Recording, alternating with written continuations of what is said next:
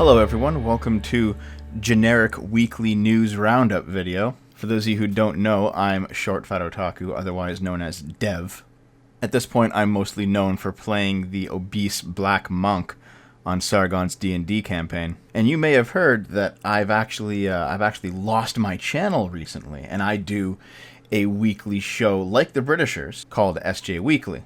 And since I'm gone, the Britisher has very graciously allowed me to do a guest video for his channel. Now, just so you know what's coming at you, my format is a little bit different than the Britishers. I don't script my weekly video. I just look at the articles and then have a good laugh over them. And I also begin each video with an inaugural sip of the drink of the week as a way to get things started. This week's hot beverage in honor of my gracious host is Earl Grey tea. I'm gonna try it out here.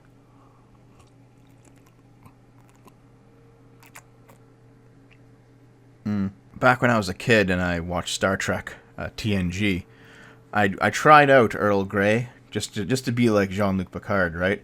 I didn't like it then. I still don't really like it now. I think green tea is the only tea that I can really stomach. But first off, let's talk about this Twitter moment about the Holodomor.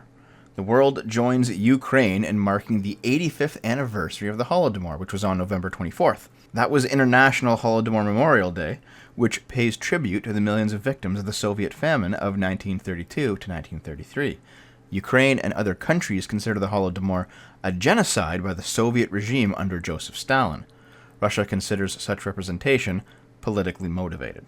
You know, I never understood the reason why some countries could get away with a genocide and others couldn't. We very clearly talk about the Holocaust as a genocide. We very clearly talk about what Japan did to China as at least partially a genocide. But when it comes to the Russians or the Turks, bringing it up as a genocide is politically motivated, apparently. No, there's good reasons to consider these things genocides. For those of you who don't know, the Holodomor was basically a state-controlled famine. The Soviets didn't round up Ukrainians the way that the Nazis rounded up the Jews and put them in concentration camps. They just simply didn't allow them to leave the area they were living in, and then removed all food so that they would just starve. And in this Twitter moment, you have a lot of people, especially politicians, trying to capitalize on the event, like Justin Trudeau. On Holodomor Memorial Day, we remember the millions of innocent people in the Ukraine who died at the hands of the Soviet regime. Okay, fine. You have, like, Canada's official opposition leader, Andrew Scheer, doing the same thing. And a bunch of other politicians giving very generic, but I'm sure heartfelt tweets about the situation. And then you have this hot take. Twitter is just promoting Nazi shit now, with a link to the Holodomor moment. Imagine what kind of mindset you have to be to believe that this is Nazi shit. That these posts and this remembrance is Nazism. You would have to be so ideologically entrenched in believing that communism was right, that you were willing to ignore the millions of deaths under Stalin and Mao. And of course, to people like Antifa, anything that's not communism is just Nazism, even though that makes absolutely no sense in reality. So I'm not surprised that this fucking child said Twitter is just promoting Nazi shit now. This guy does seem to just basically be an Antifa supporter in a United States university. In his profile, he's got Black Lives Matter, Free Palestine, another Twitter link, which just seems to be the Party for Socialism and Liberation, a revolutionary Marxist organization in the United States. And he has, is this an Amazon affiliate link? Hold on a minute. What is this? Is this like ways to buy him stuff? Or maybe he wants you to buy these books and read them? Constructing China, quotations from Chairman Mao. Fall down 7 times, get up 8. A young man's voice from the silence of autism. And Seinfeld and Scrubs.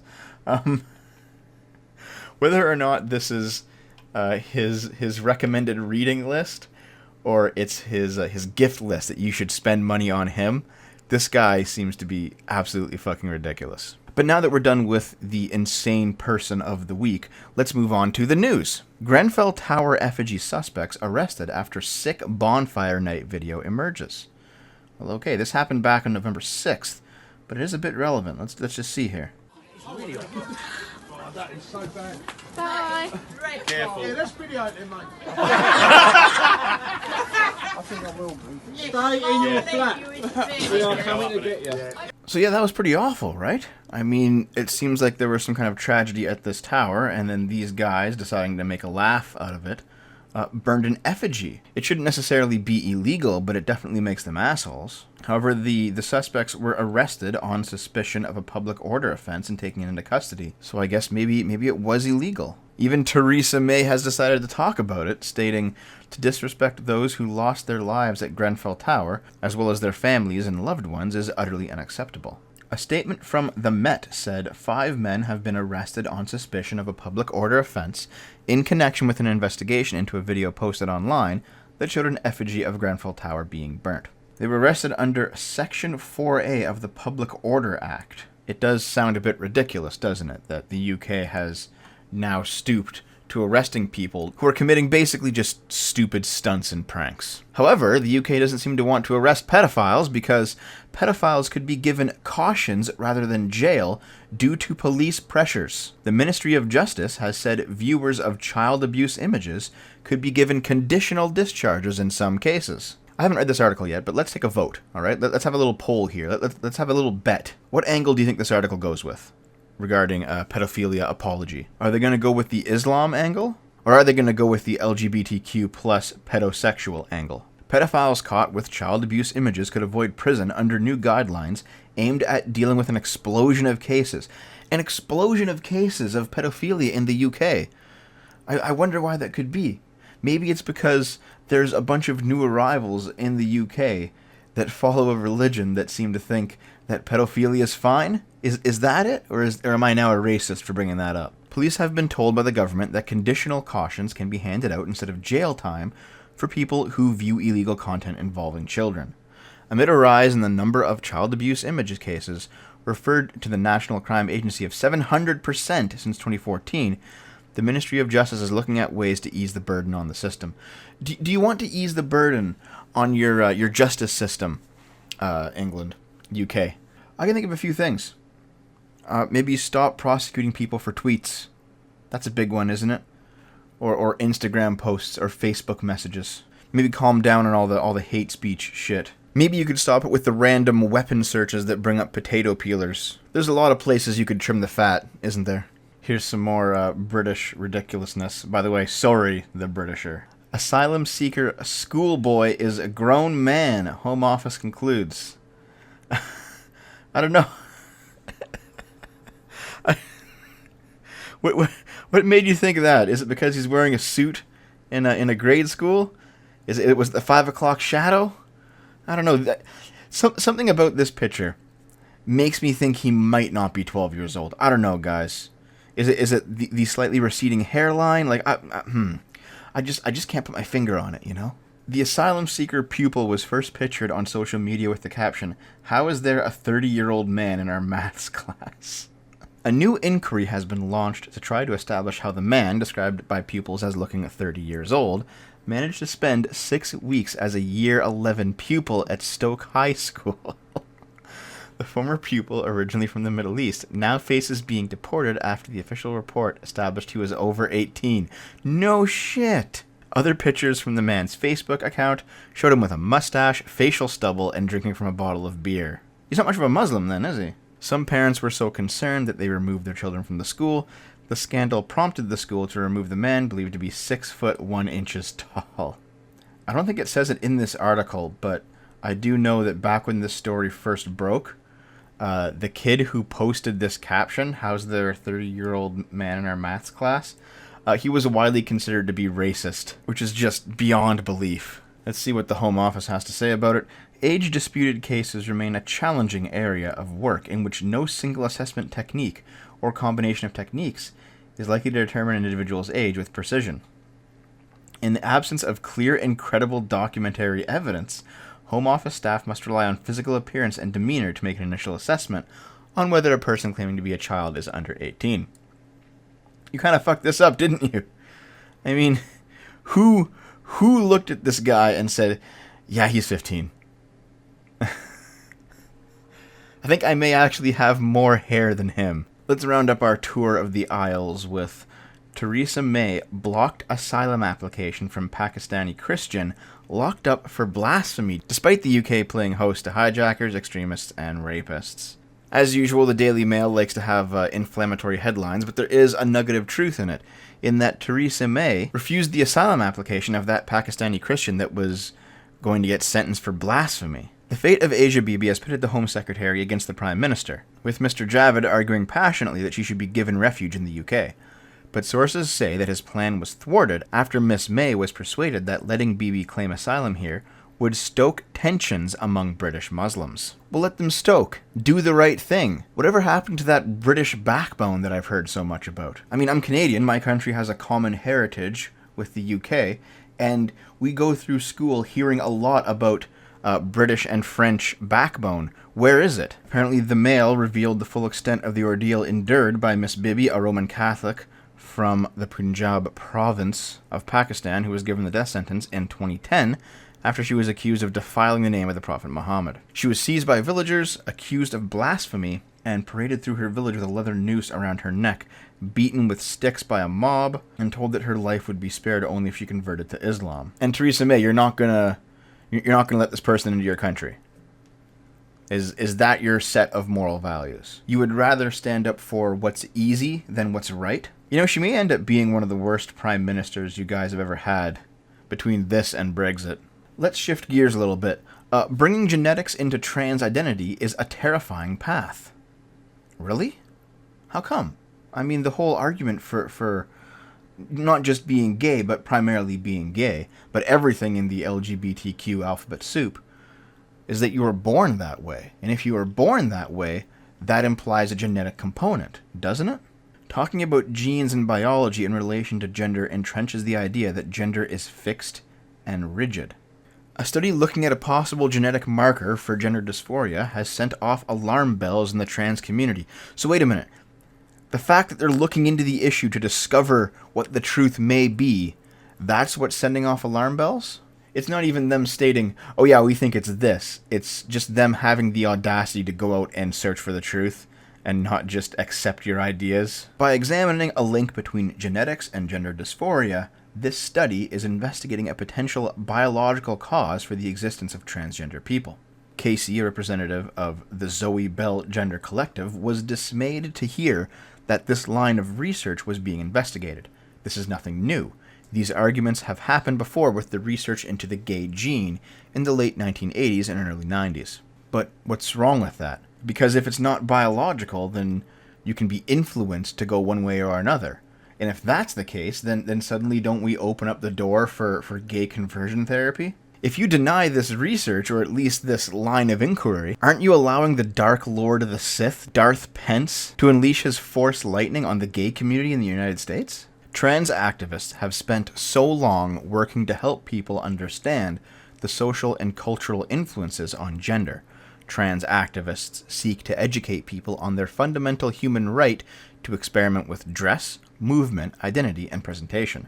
Talking about genes and biology in relation to gender entrenches the idea that gender is fixed and rigid, something you are born with. This sort of approach to gender is terrifying considering the rise of fascism and hate crimes towards trans people. As Casey says, the way that science, technology, and science, again, is progressing can be incredibly dangerous in regards to things like eugenics. Well, if gender and sexuality are not fixed and rigid through biology, then that means that they are quite flexible, which means that you can change them, which means that you can just go up to a trans woman and say, hey, you're supposed to be a man, stop acting like a woman. If it's flexible, then you can just flex it that way, can't you? That's why this is a stupid argument. And that would be the source of this tweet, where this person says, feminism eating itself again. Let's take a look at it. The original tweet is, I also want to stress that if you do attend, it is crucial that you do with an intersectional mindset.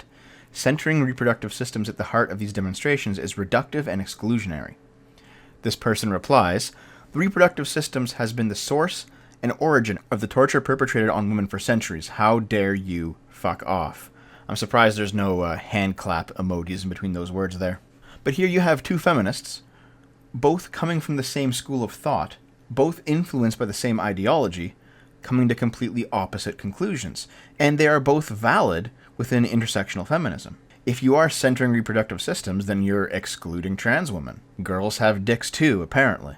And at the same time, that denies an essential biological femininity, which is something that feminists generally rally around. So you're right, this is just feminism eating itself. Here's some more trans stupidity. My new vagina won't make me happy and it shouldn't have to. Well, at least you're honest about it. Why is it that whenever trans people write this kind of garbage, they never, ever, ever end up passing? It's not like you get a Blair White or a Lilith Lovett. It's always somebody like this. I like to say that being trans is the second worst thing that ever happened to me. The worst was being born a boy. That's actually not a bad bit of writing. It's a little bit funny. Okay. And a lot of this article is nonsense back and forth. It's not really worth covering. We've heard it all before. But here's the interesting part. Buried under all of this, like a sober tuber, lies an assumption so sensible you'll think me silly for digging it up.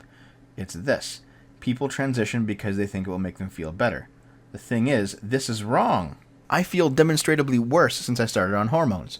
One reason is that, absent the levies of the closet, years of repressed longing for the girlhood I never had have flooded into my consciousness. I am a marshland of regret. Another reason is that I take estrogen, effectively delayed-released sadness, a little aquamarine pill that more or less guarantees a good weep within 6 to 8 hours. So why do you do it? I've watched my dysphoria balloon since I began transition. When my girlfriend tells me I'm beautiful, I resent it. I've been outside. I know what beautiful looks like. Don't patronize me. I was not suicidal before hormones, and now I often am. So why are you doing this, then? It sounds like this person, and I'm just judging them based on an article, so I could be wrong, and if I'm wrong, I'll take it back. I'm not really standing by this. But at a first-hand glance, it sounds like this person might be a trans trender who's going a bit too far and is realizing that it's just not for them. And this kind of story is why I object to people fully transitioning with hormones or surgery before they're of age. If you're 18 and you want to go on estrogen, that's your right. But man, there's no reason that an 8-year-old or a 12-year-old or a 16-year-old should be doing anything beyond cross-dressing, basically. It's kind of like that Texas kid who's 8 and the parents are divorced and the mother wants to have the kid transition and the father doesn't. It's just a fucking nightmare. Wait till they're 18. But speaking of Texas ridiculousness, Texas woman with 4 children gets 8 years in jail for voter fraud. Maybe you shouldn't commit voter fraud. Rosa Maria Ortega, a green card holder, voted for the attorney general who prosecuted her. If you're a green card holder, you can't vote. Ortega, a mother of 4, reportedly thought she was able to vote because she was a permanent resident. She voted 5 times between 2004 and 2014. She doesn't know. She's got this green card that says resident on it, so she doesn't mark that she's not a citizen. She had no ulterior motive beyond what she thought mistakenly was her civic duty. That's actually a fair defense. If you're just uneducated and ignorant about the process, and you think that being a resident means that you're a citizen and you can now vote, I could see how somebody who doesn't pay attention to politics at all, and who is maybe a little bit dim, could make that mistake. Prosecutors said that Ortega had correctly told authorities she was a resident alien on a driver's license form, while incorrectly checking the U.S. citizen box for the purpose of voting, undercutting her claims that was an innocent mistake. Well, there goes my theory blown out of the water. Let's end it off with this one. Louisiana school made headlines for sending black kids to elite colleges. Here's the reality. TM Landry, a school in small-town Louisiana, has garnered national attention for vaulting its underprivileged black students to elite colleges. But the school cut corners and doctored college applications. So what, were these kids actually not worthy to get into these high-class schools and they just kind of shoved them through due to diversity quotas or something? Is that what's going on? Brian Sasso's application would inspire any college admissions officer. A founder of TM Landry College Prep School described him as a bright, energetic, compassionate, and genuinely well-rounded student whose alcoholic father had beaten him and his mother and had denied them money for food and shelter. His transcript speaks for itself. But Mr. Sasso should also be lauded for funding a community service program, the Dry House, to help children of abusive and alcoholic parents. He took 4 years of honors English, was a baseball MVP, and earned high honors in the Mathematics Olympiad. The narrative earned Mr. Sasso acceptance to St. John's University in New York. There was one problem. None of it was true. Oh, so it's the opposite then. It's not like they're taking underprivileged kids and giving them diversity passes. It's that they're taking overprivileged kids who happen to be black and making them seem underprivileged. I was just a small piece in a whole fathom of lies. I wonder how much of this was the kid himself and how much of it was the school wanting to push it. T.M. Landry has become a viral Cinderella story, whose predominantly black working-class students have escaped the rural South for the nation's most elite colleges. A video of a 16-year-old student opening his Harvard acceptance letter last year has been viewed more than 8 million times. Other Landry students went on to Yale, Brown, Princeton, Stanford, Columbia, Dartmouth, Cornell, and Wesleyan. Landry's success stories have been splashed in the past 2 years on The Today Show, Ellen, and CBS This Morning. In reality, the school falsified transcripts, made up student accomplishments, and mined the worst stereotypes of Black America to manufacture up-from-hardship tales that it sold to Ivy League schools hungry for diversity. The Landrys also fostered a culture of fear with physical and emotional abuse, students and teachers said.